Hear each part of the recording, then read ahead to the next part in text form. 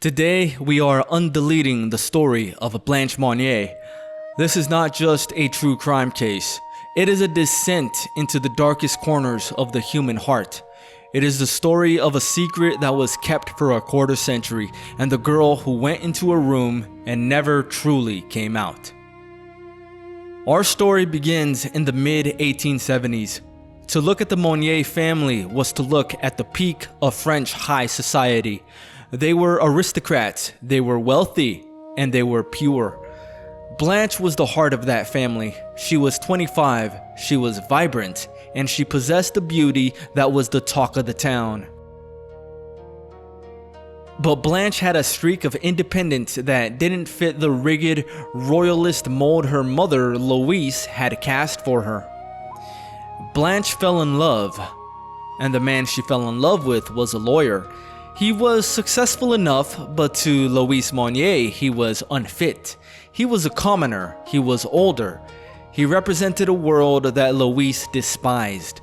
The arguments in the mansion became legendary. Neighbors heard the shouting, the slamming of doors, and the desperate pleas of a daughter who refused to let her mother choose her heart's path. And then, in 1876, the noise stopped. Suddenly, the jewel of Poitiers was gone. Louise Monnier walked the streets in mourning black, her face a mask of tragedy. She told the neighbors that Blanche had gone mad, that she had been sent to a sanitarium in a distant city, or perhaps she had run away to escape her shame.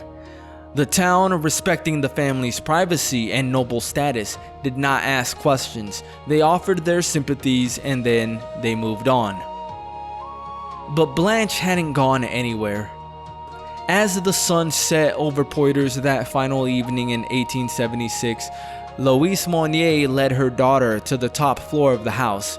She pushed her into a small, windowless attic room, and then she turned the heavy iron key in the lock, and she decided that until Blanche renounced her love, she would never see the sun again. How do you describe 25 years in a single room? For the first few years, the house was filled with the sound of Blanche's screaming. She would hammer her fists against the door until they bled. She would beg her brother, Marcel, whose room was just across the hall, to save her. But Marcel lived in fear of their mother. He stayed in his room, listening to his sister's mind break, and he did nothing. Louise Monnier was methodical. She ordered the windows to be boarded shut and covered with heavy, light-blocking curtains. The room became a sensory void. Blanche was never given a change of clothes. She was never given a bath.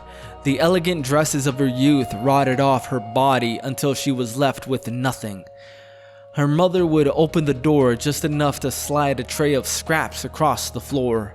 Leftover meat, hard crusts of bread, the waste of the family's dinner.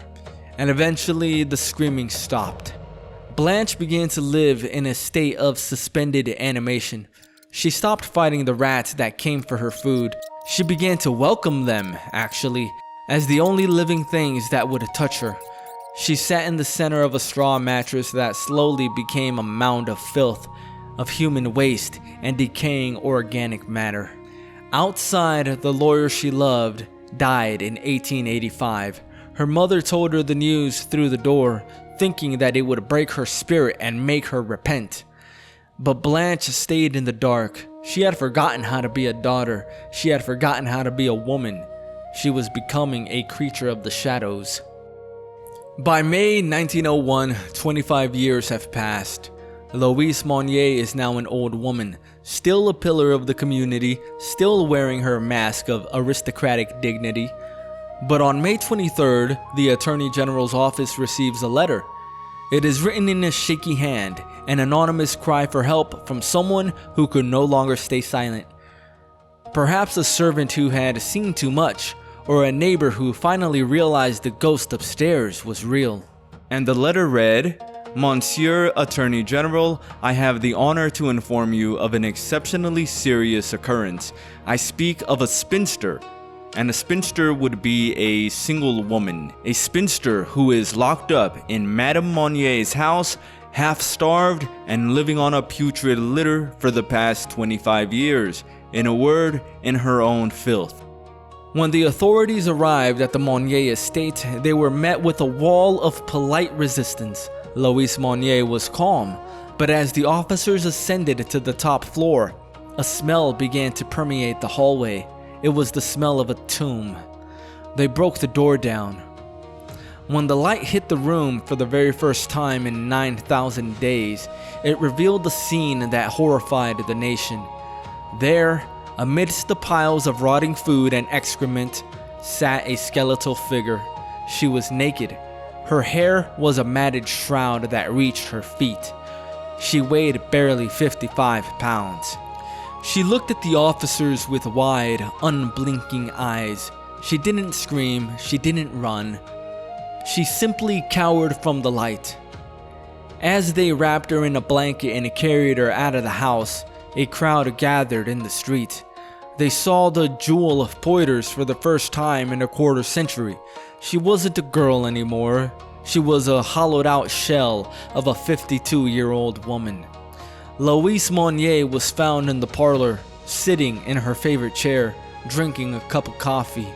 She offered no explanation, she felt no guilt. To her, she had simply performed her duty as a mother. Reports from the hospital in Blois were deeply disturbing. Blanche, once a modest aristocrat, would often refuse to wear clothes. She would stand naked by open windows, staring at the sun until her eyes burned. To the doctors of 1901, this was hysteria or madness. To modern eyes, it looks like sensory starvation. After 25 years of feeling nothing but rough straw and filth, the sensation of air on her skin was likely the only thing that made her feel alive. She was not being indecent. She was trying to prove to her own nervous system that she still existed in the physical world. We have to wonder what happened to her love for the lawyer. By the time she was rescued, the man she had sacrificed her life for had been dead for 16 years. It's highly probable that in the middle of those 2 decades, his face faded from her memory. The brain cannot maintain a complex emotional memory for 25 years without reinforcement. Eventually, the villain, her mother, became the only god that she knew. Louise Monnier was the bringer of light when the door opened, and the bringer of life, the scraps of food. This creates a terrifying psychological loop. Blanche Monnier likely lived in a state of perpetual infancy. She was 50 years old with the emotional autonomy of a toddler, waiting for her mother she both feared and relied upon. There's a specific kind of trauma called social death. Blanche lived through it. She watched her own life be deleted while she was still in it. Even after her rescue, she reportedly never asked to go home. She never asked for her old belongings. It's as if the Blanche of 1876 had been completely overwritten by Blanche the prisoner. She spent her final years in a psychiatric ward, often referred to as the Lady of the Shadows. She would spend hours talking to invisible people, perhaps the ghosts of the rats that she shared the attic with, or perhaps the version of herself that never got locked away. As we look at the last known photo of Blanche, we don't see a woman who was saved. We see a person who was hollowed out. Her mother did not just steal her youth, she stole her ability to perceive a self. Blanche Monnier is a warning that the mind is a fragile thing. It requires the sun, it requires conversation, and above all, it requires the freedom to choose its own path. Without those things, we don't just lose our lives, we lose the us inside of us. This has been UnDeleted Stories. I am Alec, your narrator, and I hope you enjoyed this story. Although, maybe enjoy is not really the right word. How could anybody really enjoy this kind of a story, honestly? It's a very hard story to even think about because the cruelty in it is just so extraordinary. It's not violent necessarily, but the level of evil involved is still so, I guess, profound would be the word. I'm gonna leave it at that. I'm Alec with Undeleted Stories. If you like what I do, hit the like button and subscribe to the channel. Until next time. The wind it spoke in broken sighs through hollow reeds where silence hides. A voice so soft it kissed the air, a fleeting thought, a fleeting